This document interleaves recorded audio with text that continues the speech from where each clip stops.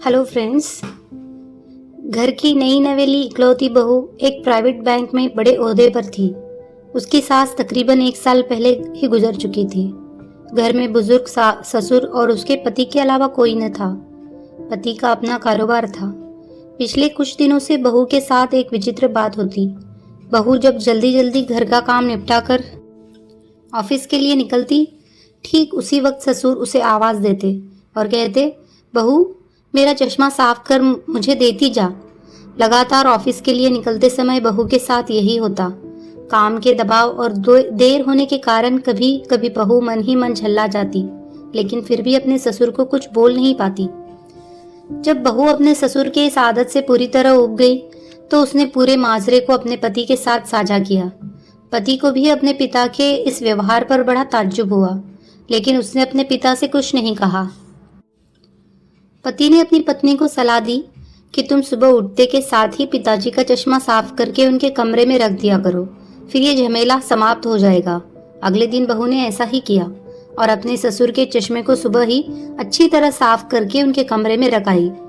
लेकिन फिर भी उस दिन वही घटना पुनः हुई और ऑफिस के लिए निकलने से ठीक पहले ससुर ने अपनी बहू को बुलाकर उसे चश्मा साफ करने के लिए कहा। बहू गुस्से में लाल हो गई, लेकिन उसके पास कोई चारा नहीं था। बहू के लाख उपायों के बावजूद ससुर ने उसे सुबह ऑफिस जाते समय आवाज देना नहीं छोड़ा। धीरे धीरे समय बीतता गया और ऐसे ही कुछ वर्ष निकल गए। अब बहू पहले से कुछ बदल चुकी थी। धीरे धीरे उसने अपने ससुर की बातों को नजरअंदाज करना शुरू कर दिया और फिर ऐसा भी वक्त चला आया जब बहू अपने ससुर को बिल्कुल अनसुना करने लगी। ससुर के कुछ बोलने पर वह कोई प्रतिक्रिया नहीं देती और बिल्कुल खामोशी से अपने काम में मस्त रहती। गुजरते वक्त के साथ एक दिन बेचारे बुजुर्ग ससुर भी गुजर गए।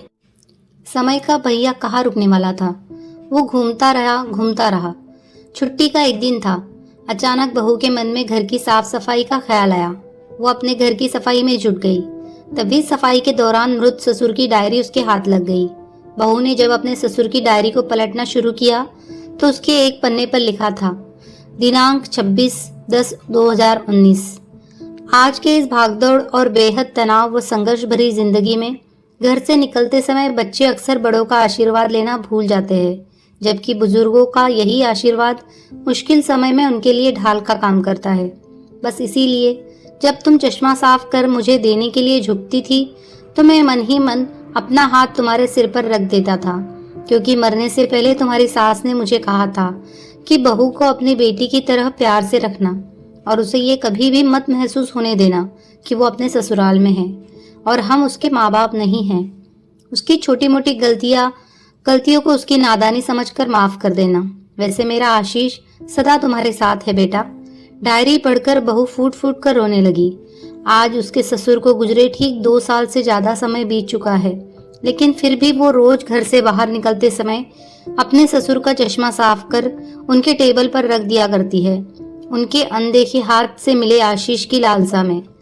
जीवन में हम रिश्तों का महत्व महसूस नहीं करते हैं, चाहे वो किसी से भी हो, कैसे भी हो, और जब तक महसूस करते हैं तब तक वह हमसे बहुत दूर जा चुके होते हैं। रिश्तों के महत्व को समझो और उनको सहेज कर रखें।